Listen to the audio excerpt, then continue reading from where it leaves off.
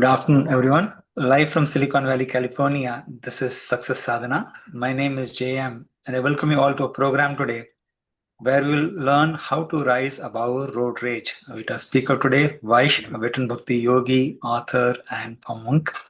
We have around 10 members on Zoom. People are still dialing in. So thank you so much, Vaish, for another episode on Success Sadhana. Thank you so much, JM. It's a real pleasure to be back here and great to see everybody.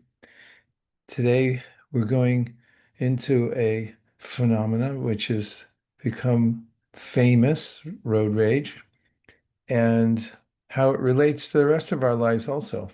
Not just on the road, we're on the road of life. So whatever principles we discuss here today will be applicable, hopefully, through all the aspects of our life. Does that sound okay?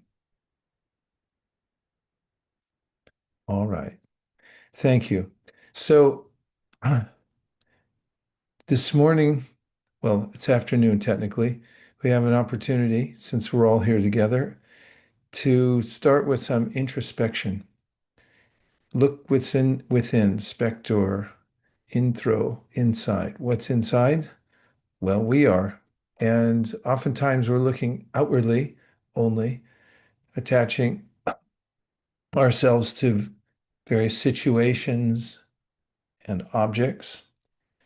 But what about the seer? Who's looking out?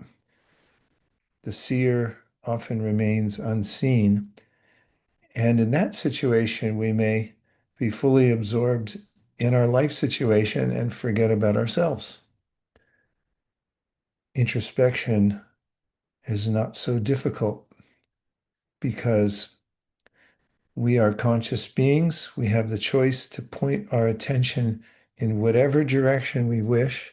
And if you ever feel even the slightest anxiety in life, remember, you can always change the object of your meditation. Everybody's looking at something and taking it in. And we can change that object at any time. So, as I like to say, if you don't like what you're being subjected to by your own mind, then change the subject. So introspection is a way of changing the subject. And mantra meditation is an age-old process. It's ubiquitous. You find it in every culture. Sound carries consciousness. It also helps to quell the churnings of the mind and help us to be aware of who we are beyond the body. So if JM will indulge us, he can turn to the slide which has the mantra Nitai Gauranga. And this is a famous mantra. There's an avatar named Nitai and another avatar named Gauranga. And together they unlock the great secrets of our self. And by repeating their names, we enter into an awareness of our source. So what I'm going to do is turn on a drone. And if you'd like to go more deeply, then try sitting up a little straighter than you were a second ago. Not uncomfortably so, but just to bring your mind to an alert state. And begin by regulating your breathing and bring your awareness to your breath and just relax. And let go of any of your obligations, any concerns, the cognitive load we carry throughout the day. You can just leave by the side of the road, and let's take this journey together down the road that takes us to our own consciousness. As you're breathing, notice your breath. Be alert and notice that you're the one breathing and you're the one noticing your breathing.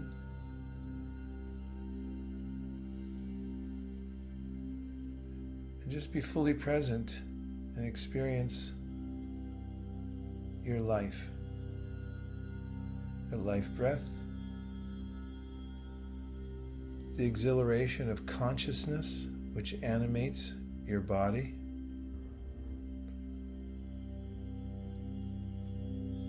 and be in a serene state.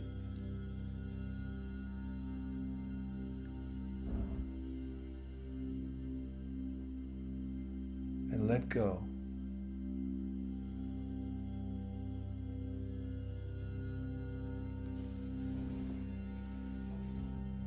And now we're going to experiment with the sound of the mantra. I'll repeat the mantra 5 times. If you like, you can say it with me behind muted mics.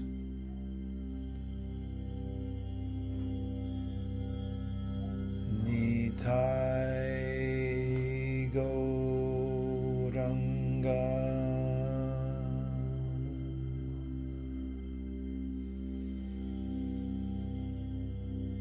Nitai Gauranga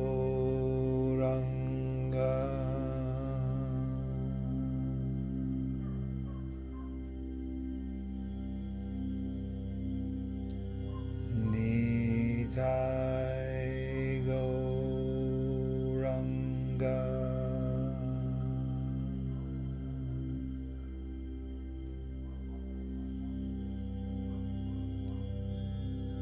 Nitai Gauranga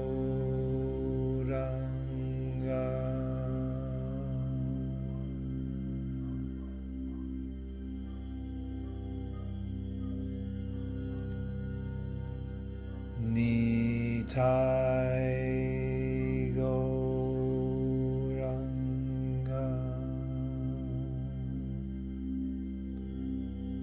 Now listen to the subtle echo of the mantra we've just repeated in your own mind.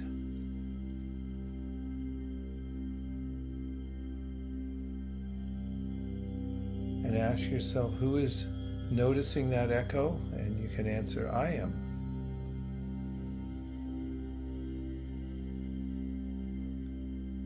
And where are you? Where are we? We're right here, where we always are, as the witness.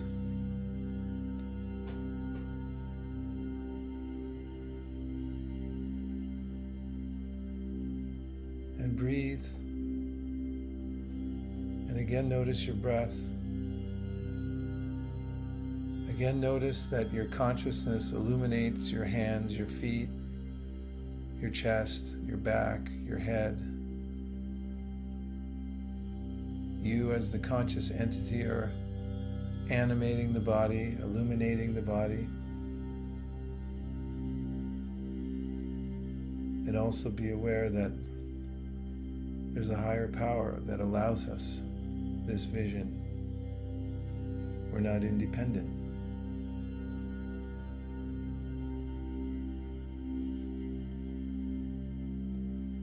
Now, rub your fingers together, wiggle your toes, become aware of your robot-like body, and come back into the external world and into the Zoom room.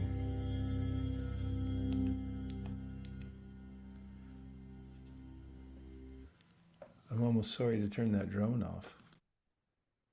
Thank you, everyone, for testing out that process of mantra meditation. I hope you had a good experience.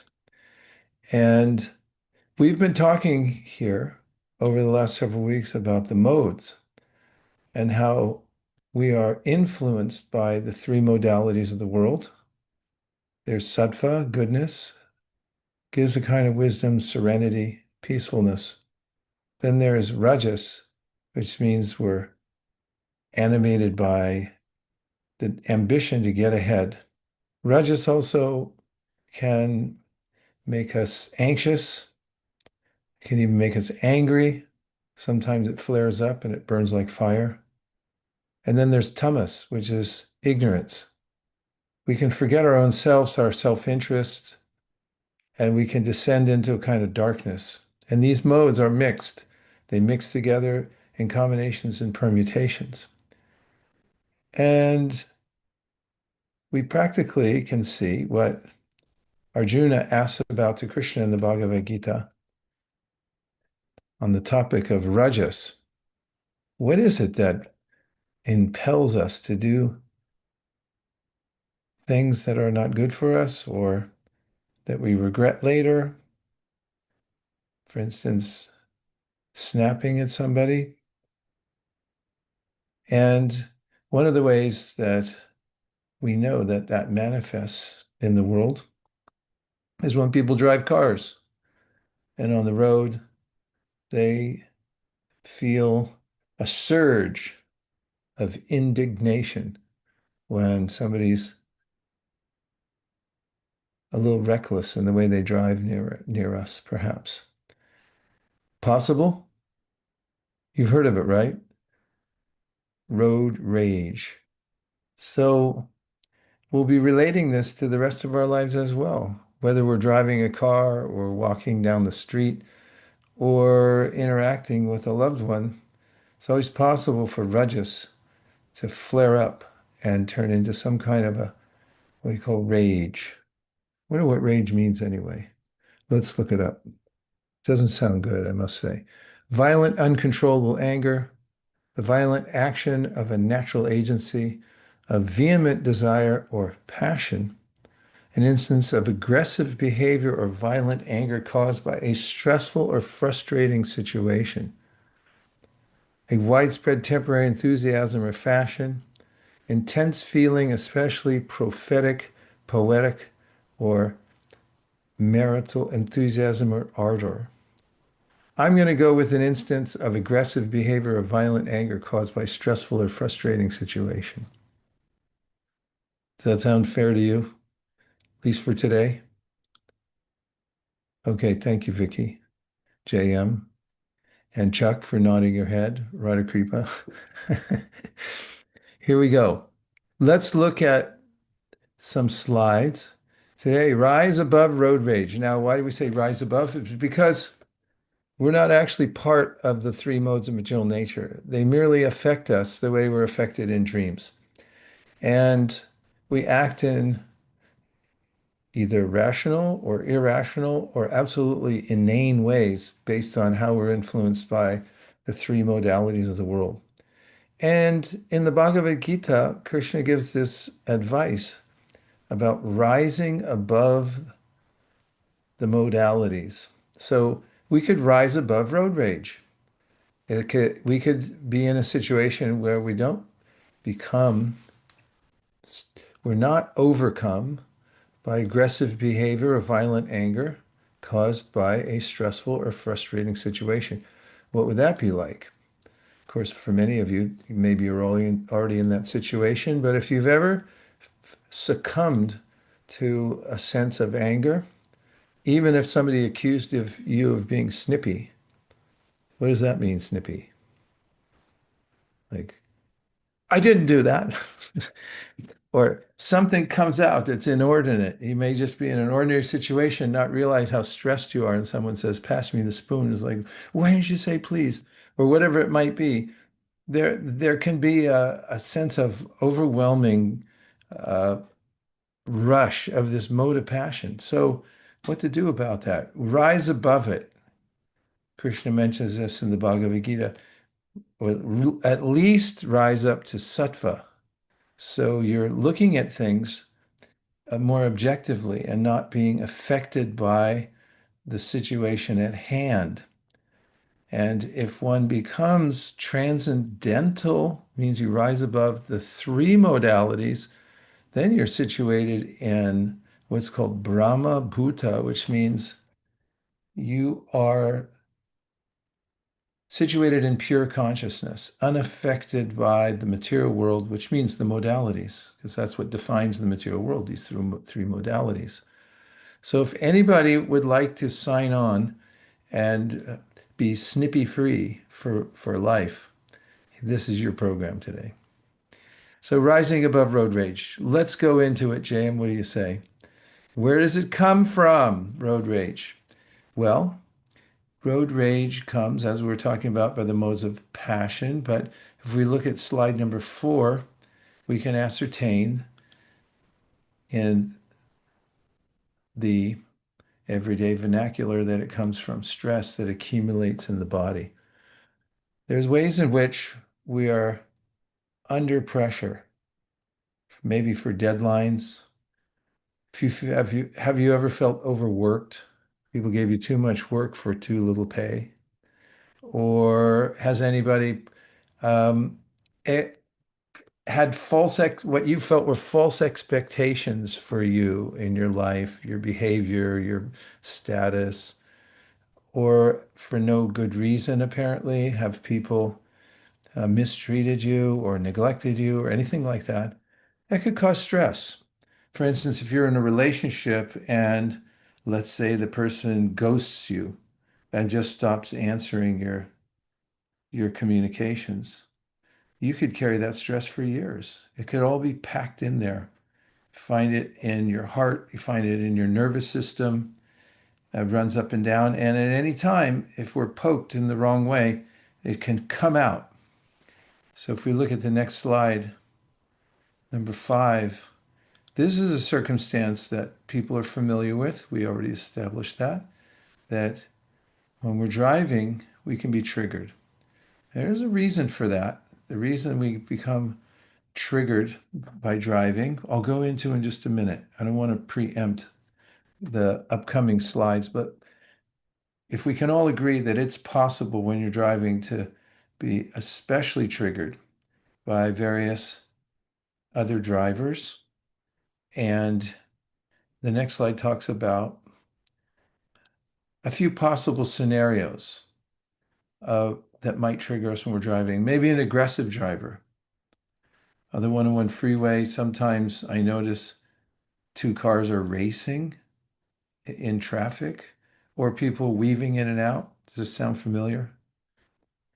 In fact, I used to live in Los Angeles. I moved because I didn't like the way people drove. That was one factor. But there were others, but it's a it's a daily occupation for most people driving somewhere. And people get into these aggressive habits, unsafe lane changes. You're supposed to put your blinker on, I think, right? Some people, maybe that didn't come standard with their car, but because they just weave in and out without turning it on. Tailgating, getting way too close. They miss that part of driver education that you're supposed to be at least one car length away for every 10 miles an hour. And then we also might read into the way people are driving as a perceived slight, which means that somebody had intentionally mistreated us by the way they're driving. These are a few suggestions. There may be other categories, but are these relatable? Has anybody ever experienced any of these while driving anywhere? Just want to make sure that everyone has a common understanding of what I'm talking about. Carvin is giving me a thumbs up. Radha Kripa, many thumbs up. Mayank, Manu. Okay. Well, are there antidotes? Is there a pill you can take? Well, don't do that. I saw a sign that says buzz driving is drunk driving. Don't take any pills. To make yourself calmer, you might fall asleep at the wheel or drive without full awareness.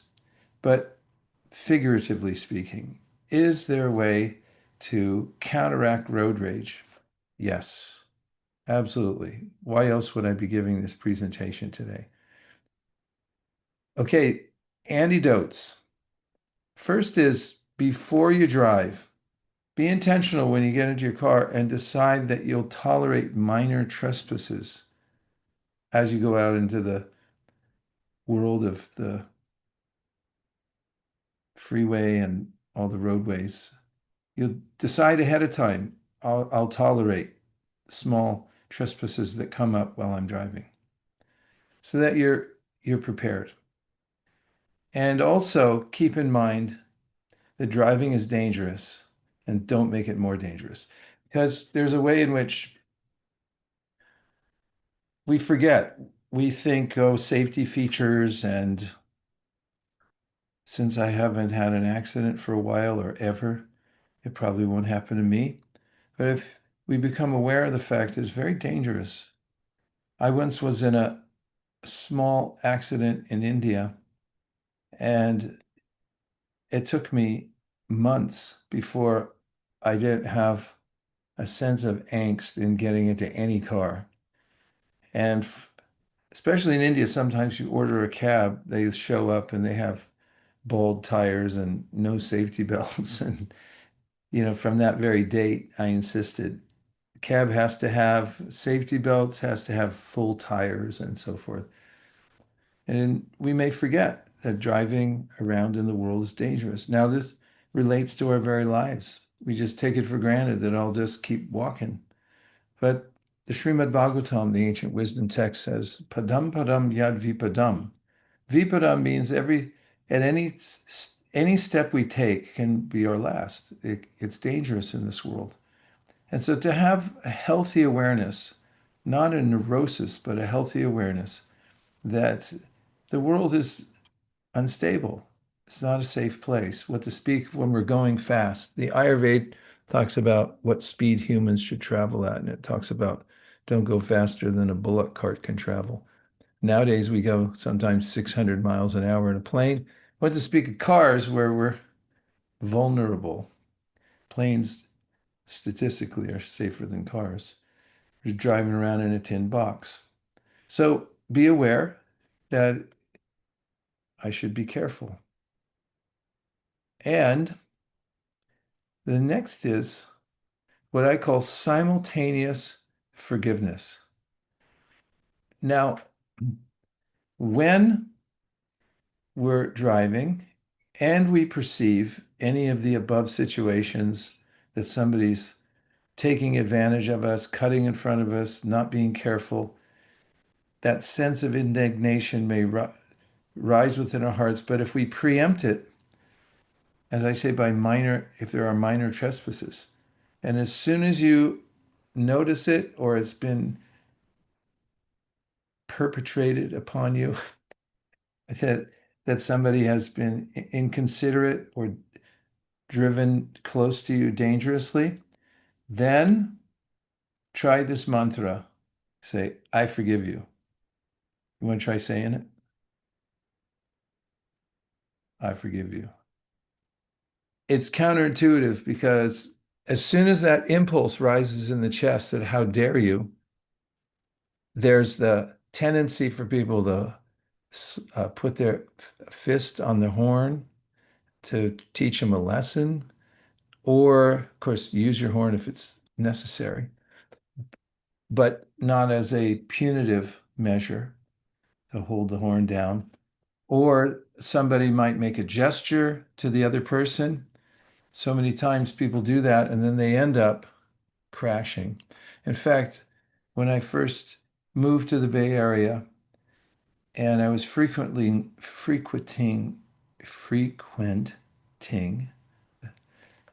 Skyline Boulevard, there was a story in the paper that talked about a man driving a motorcycle and he got in a duel with somebody in a pickup truck, and they somehow one was offended by the other, and the man in the pickup truck had, out of a sense of passion, just jerked his steering wheel, and it bumped the back tire of the motorcycle. The motorcyclist flew off the road and was killed. And the driver of the pickup truck had otherwise been an upstanding citizen with no prior record of being violent or doing anything wrong in his life. But he ended up going to prison for vehicular manslaughter. How long did that take? A millisecond of that sense of rage that welled up in his chest. How dare this motorcyclist share the road with me in an inappropriate way. And then he jerked the steering wheel, and next thing you know, his whole life was turned upside down. So the consequences of this mode of passion that wells up within us, it can affect us in all areas of our life. In a relationship, if you feel that urge well up in you and you say the wrong thing, something demeaning, or out of a sense of frustration, you accuse somebody, then it's very difficult to take back because you already said it. So better, mention the wisdom literatures, to have self-control. And one of the ways to do that is to practice this art of simultaneous forgiveness. Even as it's happening, you can say this out loud: I forgive you. In fact, I was once driving with a friend of mine who tends to get a little irritated when driving if somebody doesn't drive properly. And merging onto the freeway, he noticed that somebody didn't let him on. And he felt, I could tell that that urge welled up in his chest and he started accelerating. And then I said the mantra. I was the passenger and I said, "We forgive you." And as soon as I said that, it kind of broke that spell of that rush of anger that he had. And a second later, he looked over at me and goes, "How'd you do that?" And to this day, he remembers it, that incident. It was 15 years ago at least. And whenever we get together, not all the time, but he will bring it up from time to time. I remember that time when you said, when you uttered that mantra, because it's utterly contrary to what oftentimes people feel is the right thing to do. The mode of passion colors us. Incidentally, the mode of passion is the color red, appropriately. Like when you see red, it's practically literal, and it also is symbolic of the mode of passion that we see red.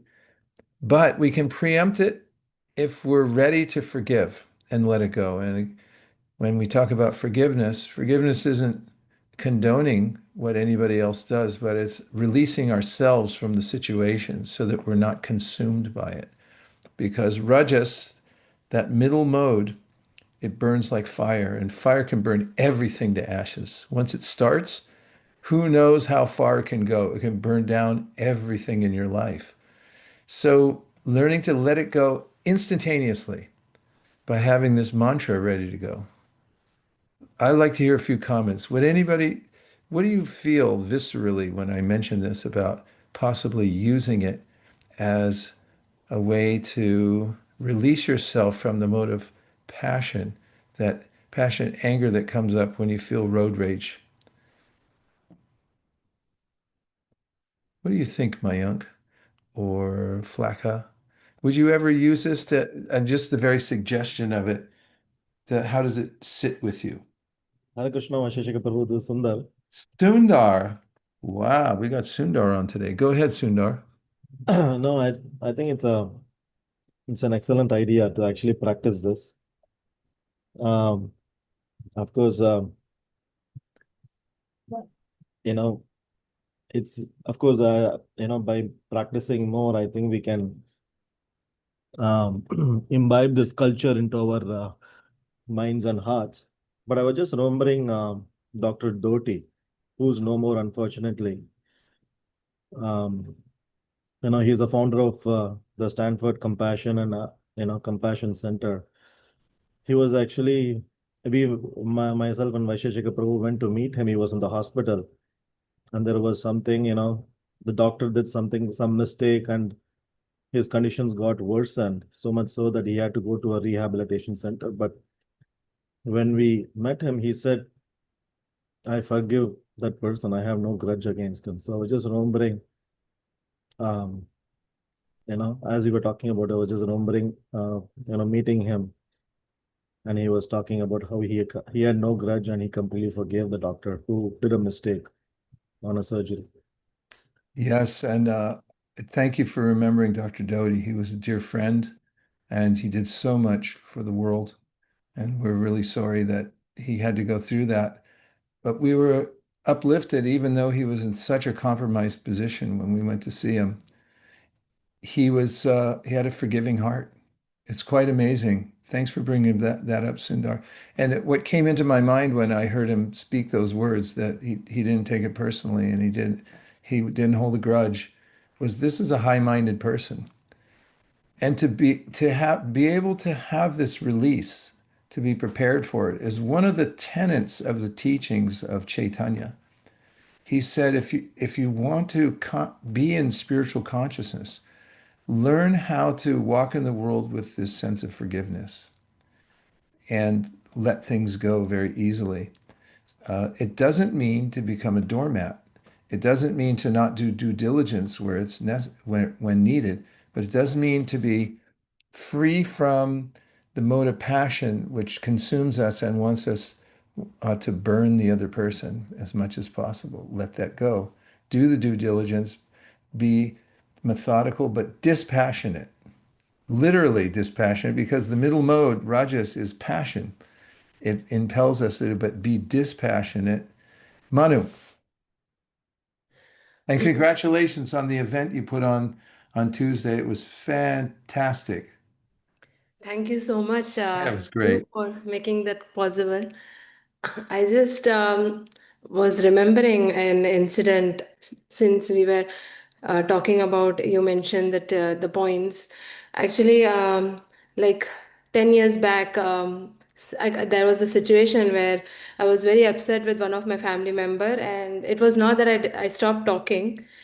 But last year, when I was reflecting, I felt that I had carried that baggage of, I didn't forgive her for those 10 years. I mean, I didn't share with her, but I was carrying that grudge. And then last year, somehow, I got an opportunity to actually have those reflections with myself, write those down. And then this thing helped. Like, I just said to myself that I forgive you. Like, and that felt like a relief.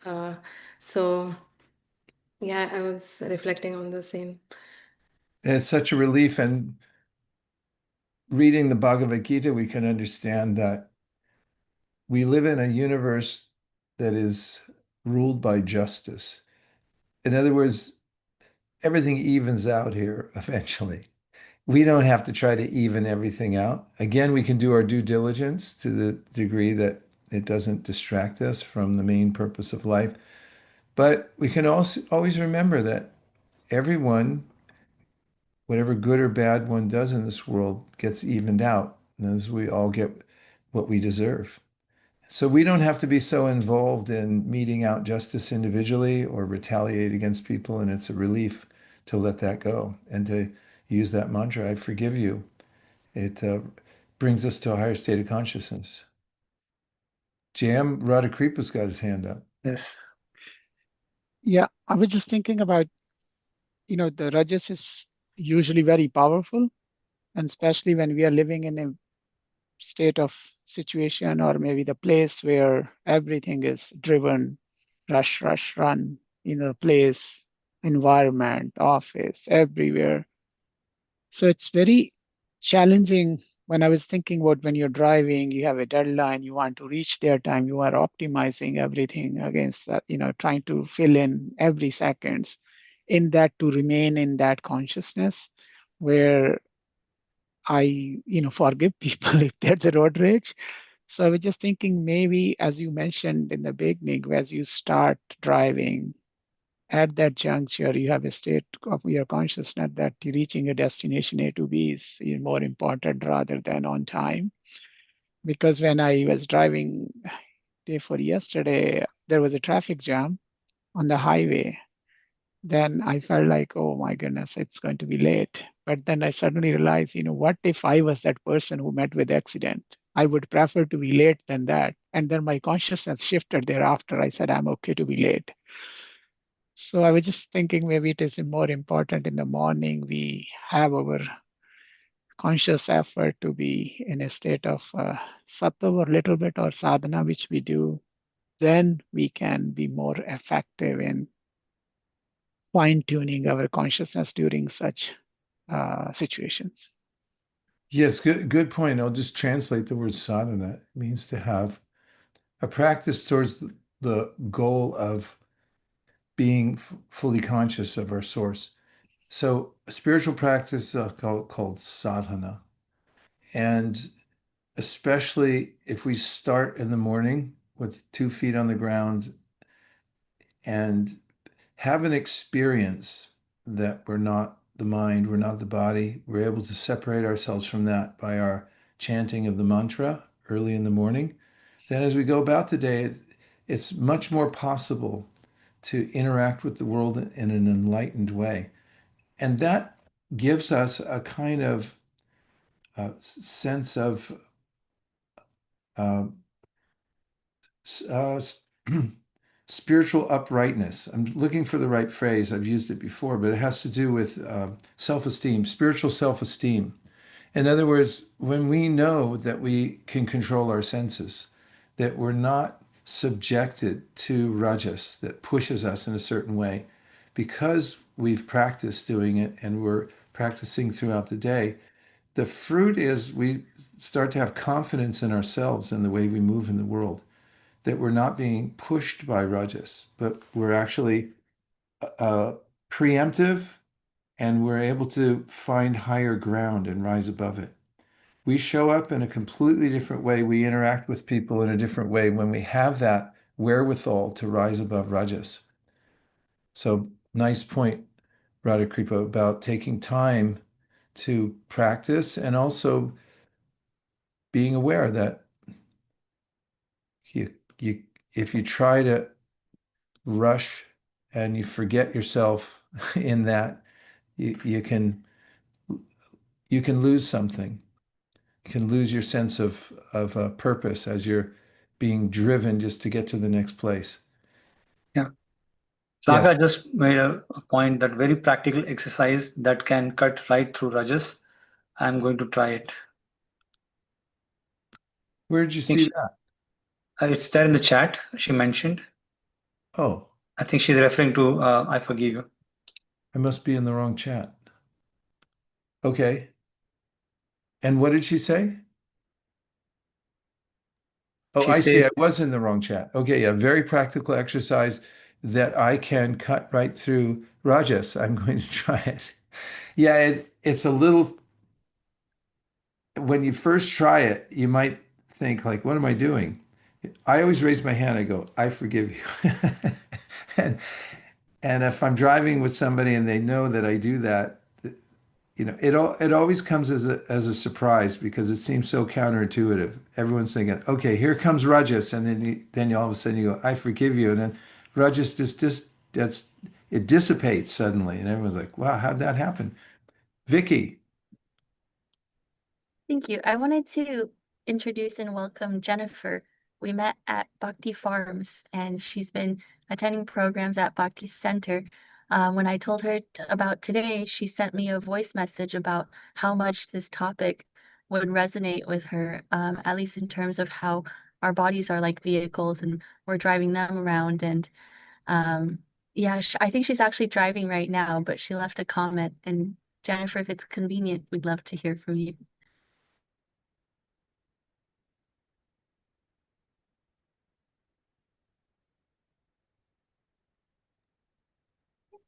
If she unmutes it says I forgive you, then we'll know she's using the system. Great to have you, Jennifer. Thank you very much. And please be careful. Drive safely. If I pardon may, the word. oh, sorry, JM. No, please go ahead, Jen. I just wanted to add that it's all about how you perceive the other actions, right? Like sometimes a few months ago when I was upset about other stuff, I felt like those actions on the road were against me. But if you change your mindset to even see that it's not necessarily against you, then you don't react to it, right? Now I can just be like, wow, that guy did this on the freeway. I just like my reaction is wow, but I don't take it as an action against me. But like I never thought of it as I forgive you. It's interesting. Just different mindsets, I guess. Yeah, nice point about changing your perspective. And we could, Zyla, think of the driving experience as a laboratory to test out our sadhana. How are we doing? Let's put ourselves in a little test tube and see. It's all just Isolate. one big experiment, right? Yeah.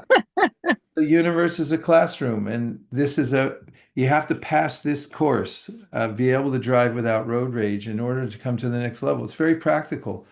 And it's noticeable that that's one of the places we release a lot of stress and it ends up not going well for us and so forth. So I really like your point about changing perspectives. Fantastic.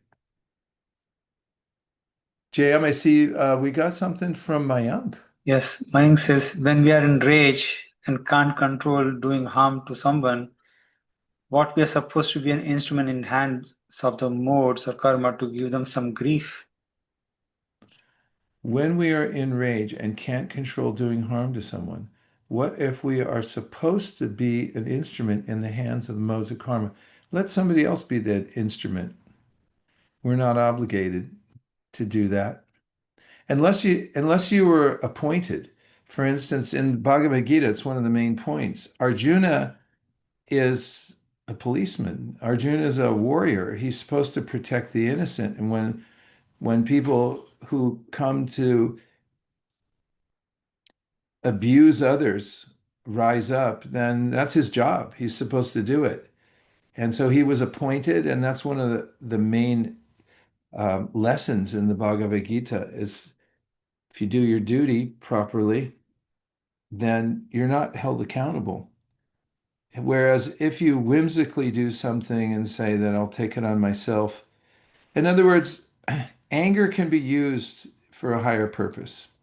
But most people lose their anger, they don't use it. And then they justify it and they say, oh, it's for a good cause. Most people try to get out of it once they've been burned and burned others because Rajas rose up.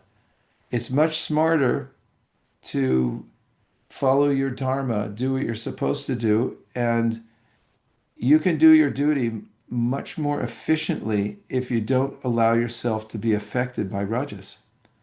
And so we should do everything we can to remain above rajas, be at least in sattva.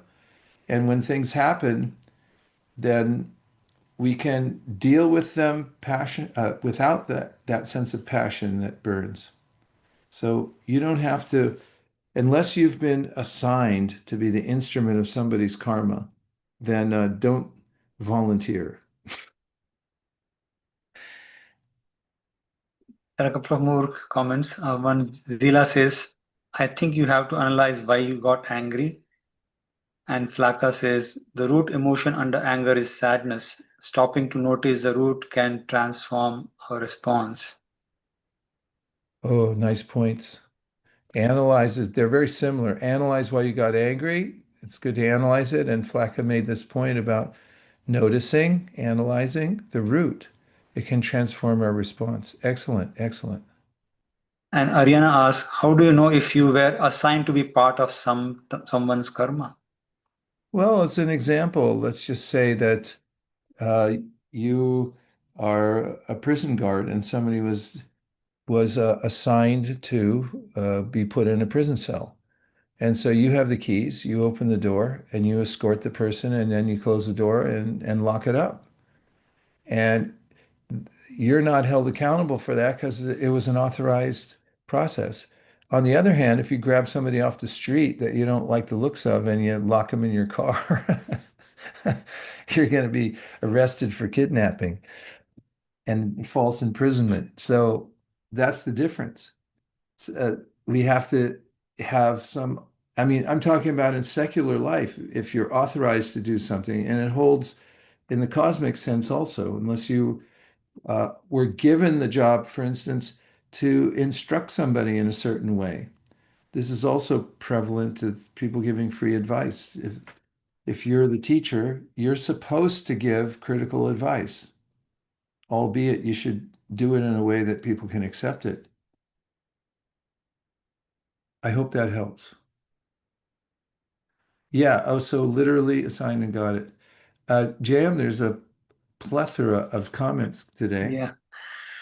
So, yeah, Ariana confirmed that it's actually assigned duty, so she agreed. She understands it. Then Jen says, this topic of seemingly assigned karma delivery is very relevant for me now. It's what brought me here today. Thank you. How interesting. This topic of seemingly assigned karma delivery is very relevant for me now. It's what brought me here today. Well, I'm going to be on the edge of my seat. In fact, I'm moving there now to hear what that means at some point. And Jam, there's one more. Yeah, Abhijit says, this was promoted in Amazon Slack channel for stress management techniques, and I found Bhakti on. Oh, good. Yeah. Definitely, this is, somebody asked last night, I did a program in San Francisco itself, and somebody asked during the question and answer period, what's the difference between tolerance and sublimation? In other words, you can stuff an emotion or you can learn to tolerate. And tolerance is based on knowledge and perspective. When you have a higher perspective and you tolerate something because you know that it's not your duty to overreact, and also you're fully aware of the consequences, and therefore you don't overreact. This is, and also because you're dispassionate, because you've cultivated a higher mode of nature, at least sattva, and therefore you're not pushed by it. And when you tolerate something from with those assets, then it's a very different situation from just stuffing it and holding back. And this is something Krishna mentions in the Bhagavad Gita. He says, Vishaya vinivartante niraharasiddhina rasavarjam rasopyasya param drishyan nivartate, which means that ordinarily when people try to hold back the senses, they still have a desire to do the thing. But he says, when you're able to develop a higher taste, that means you're experiencing some happiness that comes from within, that's above the stimulation of senses in the material world. It's a spiritual happiness, inward happiness called Atma Sukha, self-happiness. So then from that position, you're actually renounced because you don't even want the lower thing. It's not a compulsion to take it and you're stuffing it. JM, I should show a few more slides. He's ready for it. He's got his finger on the button right there. Okay, so here's the perspective. One of the reasons I analyzed this myself, and to my surprise, when I looked into the research on road rage, I found that this is one of the main points made by researchers, is that anonymity is the backdrop for road rage. What does that mean? It's a very impersonal environment. I'm in a car, somebody else is in a car. I don't know who's driving it.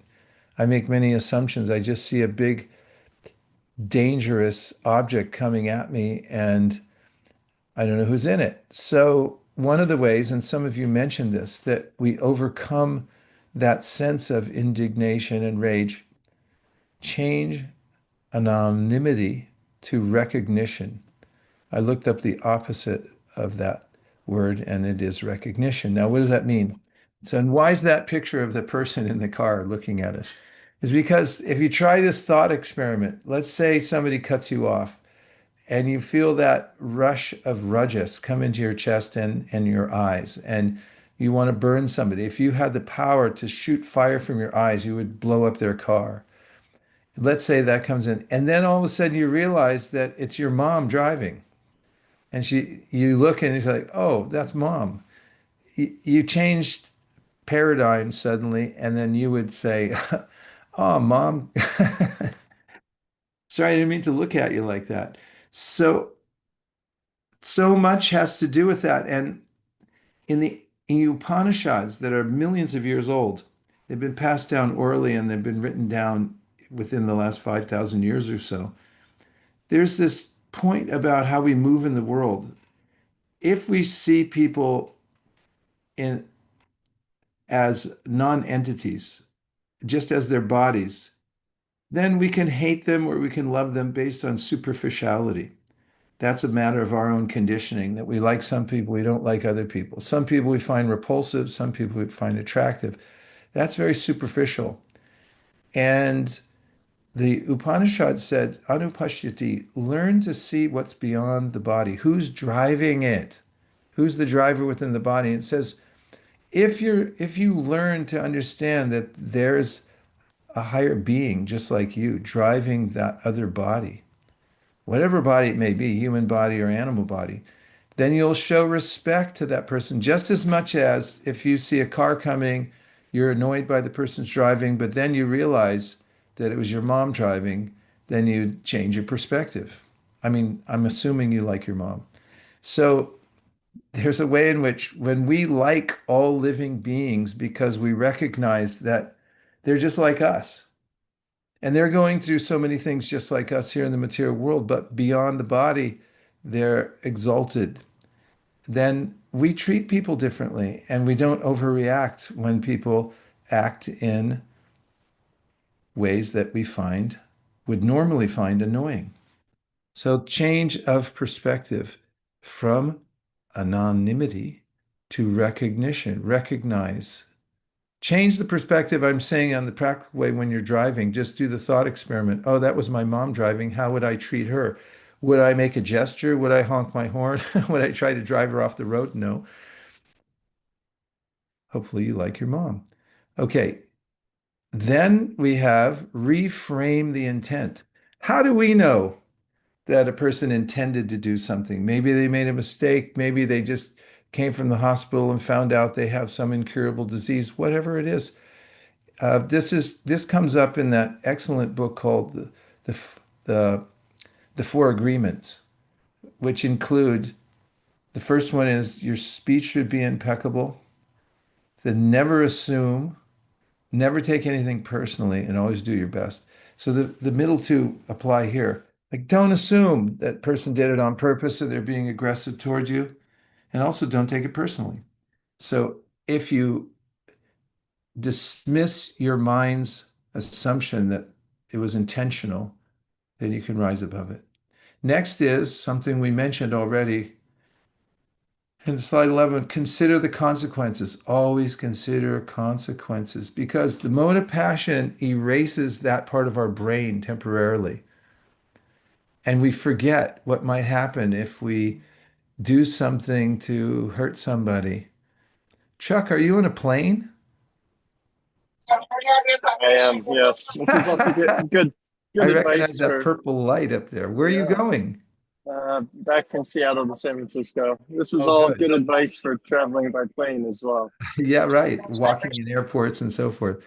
Well, fantastic. Good to see you. I'm glad you're coming our direction. Yeah, so can always consider consequences. Human beings can discover causality and can be aware of it. So that applies in our daily life. Always consider what's the consequence of what I'm going to do. And think of that word, consequence. Things unfold in a sequence according to what we do, where we place our consciousness. So always consider, have that pan scale, get a tattoo like that. You can put it on your arm or your somewhere and like weigh the circumstances, what's best to do. Rajas just tells us go swing, do it, turn the wheel, but become a higher being. Rise above it by considering consequences. That's in the mode of goodness. And then the next one is really the overarching point here. Oh, breathe. That's not the overarching point, but it's really important to remember to breathe. And we started with that exercise just an hour ago of breathing. And sometimes we forget to do that. Remember where we are, who we are. We're a soul within a body, a little robot driving around on this terra firma. And take a moment to look inwardly, but don't close your eyes when you're driving. Okay, next one, 13. Road rage on the road of life. Hope that's not too corny for you, but the fact is, we're all driving around, bumping into things, people bumping into us, people intentionally or inadvertently offending us and so forth. Vasant. Yeah, yes, Vice. So the question I had was, for example, right? I have also personally been practicing some of the things that you have highlighted, but I can tell you, one or two examples that where, sometimes that is not following the script. For example, right, when you're driving, in my, in near my home, some road work is going on, and because of that, instead of 4 lanes, only 2 lanes are open now. Okay, and then when I am going to make a right turn, then you will see two flows of traffic, one coming behind, one coming from uh, on the, one coming and joining from left hand side, and the one that is following behind me. And I have to take a turn. People, the tolerance level of people driving has gone down so much that even, when you are about to take a right turn, you're not allowed to reduce the speed, right? So people honk, or people sometimes will show the anger through signs, fingers, all those things, right? So majority of the time you try to, negate that situation, like, as if, forgive, use that phrases that you had suggested. But when what is really challenging is the way they pick up speed, and they're trying to come and come behind the vehicle. That is where the challenge is. It is a challenge indeed, Vasant. It is a challenge indeed.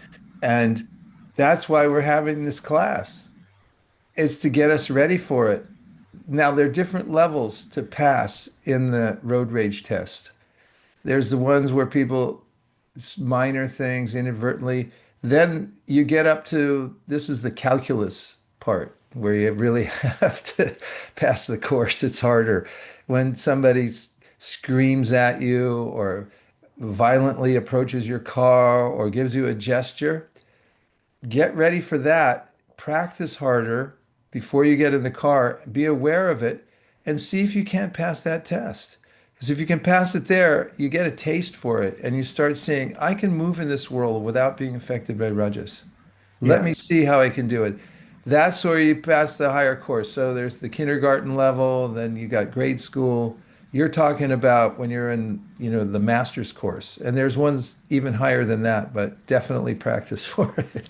Yeah, and also, the challenge for me is, I have also, so you have the free left turns, right? So when, even the straight flowing traffic, when there is no traffic, there is a free left turn.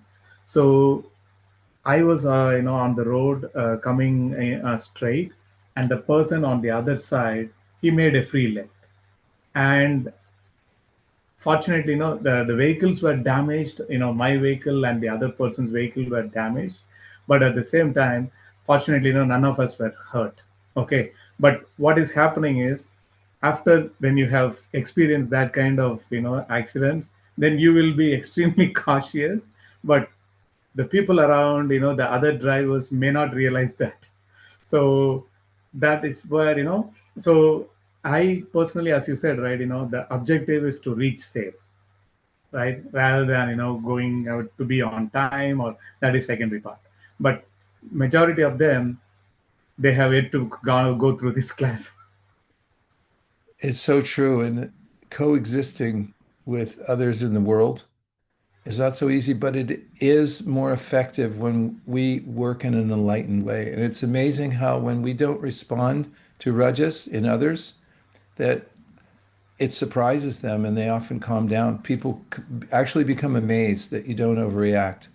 And if you're in the mode of goodness and you actually go out of your way to assist people in various ways, or you don't respond to their indiscretions and so forth, it changes them. It changes the world. And that's the way to walk in the world. That's what Krishna talks about in the Bhagavad Gita. So we can commiserate with everything you're saying in all the scenarios. And thank you for bringing those up. It just emphasizes the point that this is an opportunity for all of us. Perfect. Okay, so Thank the you. last slide, since we're out of time, is number 14, and it's just a summary. Apply these antidotes to your daily life. Here they are. Here's the list to take away. Number 1, tolerate. Learn to tolerate, practice tolerance, and see what happens. There's a fruit behind every activity.